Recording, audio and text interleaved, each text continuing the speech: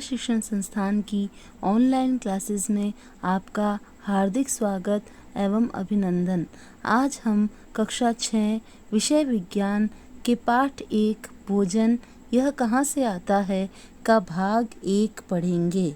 तो शुरू करते हैं। भोजन यह कहाँ से आता है।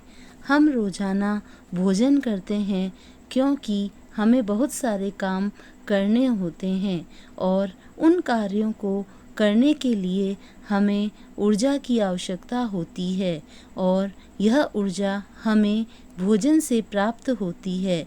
लेकिन क्या आप सभी रोजाना एक ही प्रकार का भोजन करते हैं?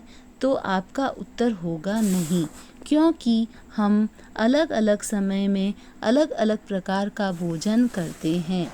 आपके विद्यालय में पढ़ने वाले आपके दोस्तों से अगर आप उनके पूरे दिन में खाए जाने वाली चीज़ों के बारे में पता करेंगे तो आप पाएंगे कि उन सभी के खाद्य पदार्थ के नाम अलग अलग है। अपने भोजन में हम अनेक प्रकार की चीज़ें खाते हैं। खाने की ये सभी चीज़ें किस से बनी होती हैं, तो इसके बारे में हम पढ़ते हैं। जो चीज़ें हम खाने में प्रयोग लेते हैं वे सभी चीज़ें संघटक की बनी होती हैं। संघटक उसे कहते हैं किसी भी भोजन को बनाने के लिए जिन कच्ची सामग्रियों की आवश्यकता पड़ती है उन्हें संघटक कहते हैं। जैसे कुछ खाद्य पदार्थों को बनाने में हमें कम संघटकों की आवश्यकता होती है। जैसे चावल को बनाने के लिए पानी व कच्चा चावल लेते हैं।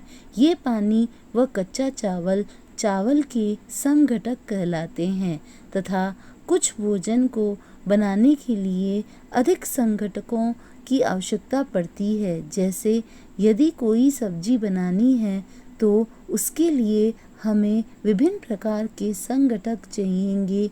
जैसे कच्ची सब्जी, नमक, मसाले, तेल, पानी आदि।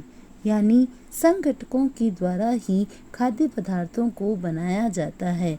कुछ भोजन में 2 संघटक होते हैं तो कुछ भोजन को बनाने के लिए हमें अनेक संघटकों की आवश्यकता होती है। खाद्य सामग्री ऐसी सामग्री जो हम खाने में काम लेते हैं उसे खाद्य सामग्री कहते हैं। जैसे फल, सब्जी, गेहूँ, चावल, तेल, अंडा, मांस आदि।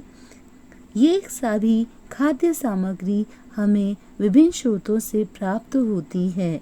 आपको पता होगा सभी जो खाद्य सामग्री है हमें मुख्य रूप से पौधों से प्राप्त होती है।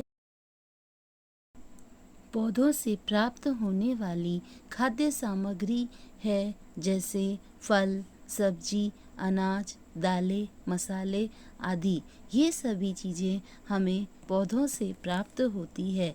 लेकिन कुछ खाद्य सामग्री है जो हमें जंतुओं से प्राप्त होती है, जिनका हम खाद्य के रूप में प्रयोग करते हैं। जैसे दूध, अंडा, मांस, पनीर, घी, मक्खन, क्रीम आदि।